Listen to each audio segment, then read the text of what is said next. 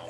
That's a But good you thing. may see an increase in local traffic on Newell because of the construction. I'll bet. So we just want people to be patient because it improves our roads, but it is going to cause congestion in certain parts of the city.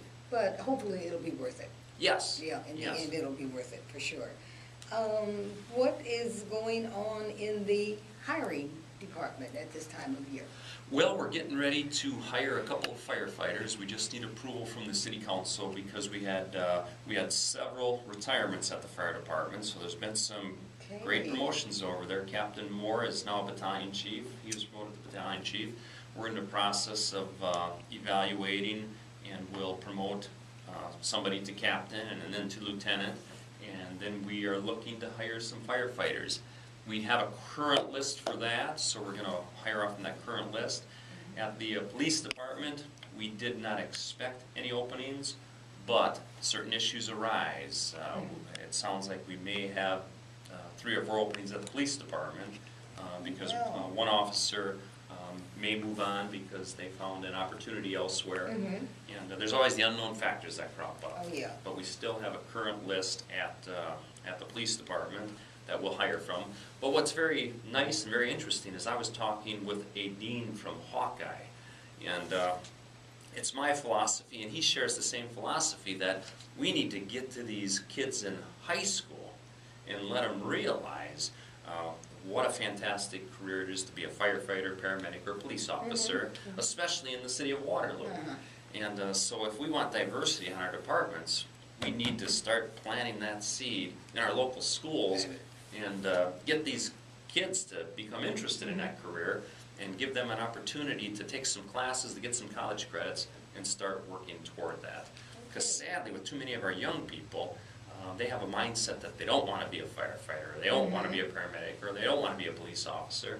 And we need to make them realize that in this economy right now, the public sector jobs it's a good job. Pretty good job. Good benefits, good pay, good retirement. In these uncertain times, that's what these young people need to realize. But when all of us were young, we didn't care about retirement. We didn't care about benefits. But we need to educate them and make them aware of it. And is there a formal or an informal approach to this?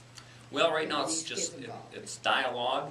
It's simply dialogue with the Hawkeye that I had with Hawkeye, and it wasn't my idea. The dean was telling me how he would like to do this, and I encouraged it because it's my attitude. That's exactly what we need to do. It'd be nice somehow, some way if we could come up with a scholarship program for our local students in our areas where we're lacking. The fire department, women, and people of color. At the police department, people of color. So if we could nurture a scholarship program in our community for these kids to work for us ultimately, that would be good. I mean, it's an immediate issue that we need to have a long-range plan to address. Because, I mean, when I walk around the fire department, I see a bunch of white Christian guys.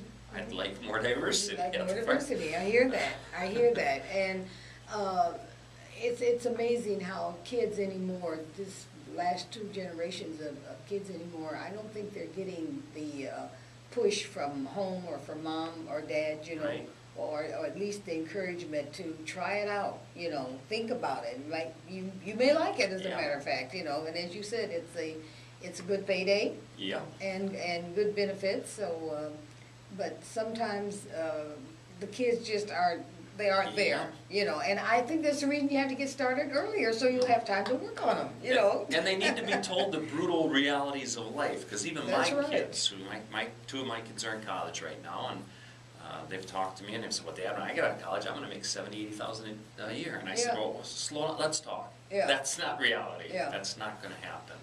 You'll be lucky if you get out of college and make $36,000 a year. To start with, anyway, and work yourself up. And sadly, for the kids getting out of high school or with a GED, it's even more of a struggle. I don't know what the national average of wages is for them, but it's probably $20,000, $21,000, $22,000.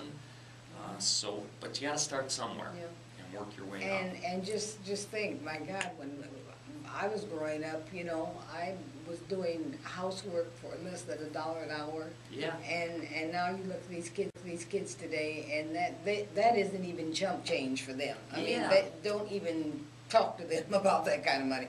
And they will say, I'm not going to work at the fast food restaurant. I'm not going to work at McDonald's or Hardee's or whatever. That's a shame, because you can gain such a valuable experience working in those jobs. Customer service. That's right. And sadly, in some of our industries in Waterloo, I feel these industries could work on customer service. Because I've been exposed to it. Even some people, even to answer a phone, I feel, gosh, you know, could you at least say hello and give me your name? Exactly, yeah. It is amazing, the social graces where our young people, sometimes I'm like at the shopping center, and the things you see and hear, and you're just like, I don't believe this. I'm seeing it and I'm hearing it, but it's just so hard to believe, because you know that parenting has a lot to do with how our kids act at home and away from home, you know. And even though when we were growing up, you did have a little bit more leeway at home, but there were away from home manners and things that you knew that you were supposed to use. Yeah. And now there seems to be no distinction whatsoever. And yeah, we're missing that void somewhere. Yeah, we are, and sometimes it's not very pleasant. And I think we don't follow up on teaching our kids just common courtesies.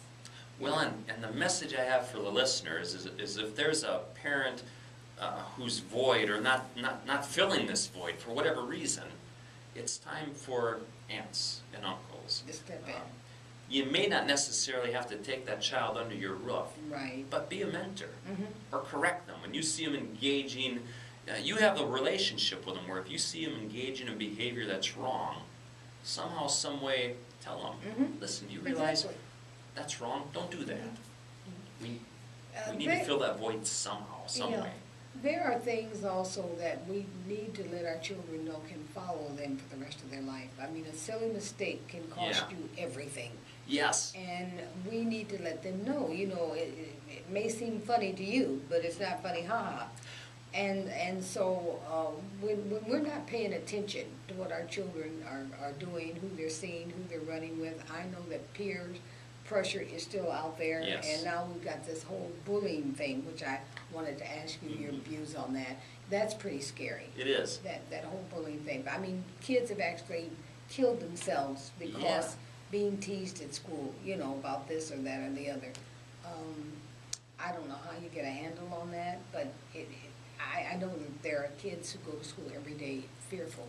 Yeah, and we see it with our social medias. It's become a whole new animal where kids are being picked on Twitter, on Facebook, on MySpace. Isn't that, it's awful. It is. It is absolutely awful. You know, I think we need to have a two-pronged approach to it. We need to let our kids know that, listen, that's wrong. Again, that's where that aunt or uncle becomes, hey, I was on your... I'm on Facebook, and so I can see what my kids are doing. I should say, so I can see what they're doing, so I can stay in touch with them. And while doing that, I see what they're involved in. Yes, that's a good way to... once you put something out on the internet, it's there forever. Forever. Or it can be. Forever. So the aunts or uncles can say, hey, well, I saw this. You know, should you really do that? And if our kids are a victim of it, we need to work with them to try to make it better. And also sometimes you just got to suck it up. And I mean, I'm not saying accept bullying and take bullying, but you got to have a thick skin. What I'm finding amazing is I think it's much harder to be a kid today than it was 30 years ago. Than ever. Absolutely, I agree. I mean, it's tough. Definitely agree. It's tough. Yeah. And I mean, from the time from the time they leave you on their way to kindergarten or pre-kindergarten, it's there, you know. And just to think that in years past, that was a absolutely wonderful time of childhood, to go to school and to be out for the summer and to be free to go swing and to go to the parks and to play sports and all that, all without your parents being at home afraid somebody's going to snatch you or you're going to disappear or something horrible is going to happen. I mean, parents have a lot of worries too. And I know that we talk a lot about the responsibility of parents, which is true, But on the other hand, you let your child go to the shopping mall, and you're not happy until you see their face again safely at home. You know, that's not the best way to have to live. But it is what it is. Yeah. And one thing I found interesting about the Cedar Valley in regard to this stuff is, I mean, we may have our challenges here in the Cedar Valley, but, and we have our young child predators out there, but what's interesting is it seems like we have less of it here than other communities just like ours in the country with the same population, the same demographics. And I've even asked our detectives about that. I said, do you guys notice this? Am I calling it right? And they said, yeah, Chief, we see the same thing. We, you know, we may have our challenges. That's good. Yeah. But, because, you know, coming to Iowa, the one thing I found is how good people from Iowa are. I mean, 99.99% of our people are just good, kind, generous people. And I think that's really neat. I hate to say that, being from Wisconsin, but people from Iowa are just good people. Okay, well, tell us if there's any last minute, something you want to leave with the community. Chief, I appreciate your coming. You bet. And it's good to have the mayor here to see what is going on. But I think that people need to have every opportunity and sense of belonging that we can find ways to do that, because I think it makes our community stronger and safer. And people are just curious sometimes about, you know, if you're talking to them, they don't get the feeling, oh, they're hiding something. Right. You know, and so the more openness that there is. Well, I agree, yes. And that's why I like to say, even if we make a mistake, we need to stand up and say, hey, listen, we made a mistake.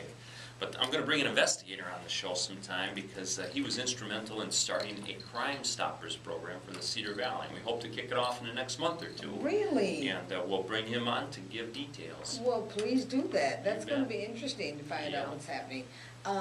Is the citizens group still going? It is. It is. It has died down a little bit because of the weather. We have a few individuals who are committed and hard charges, and they still get out there.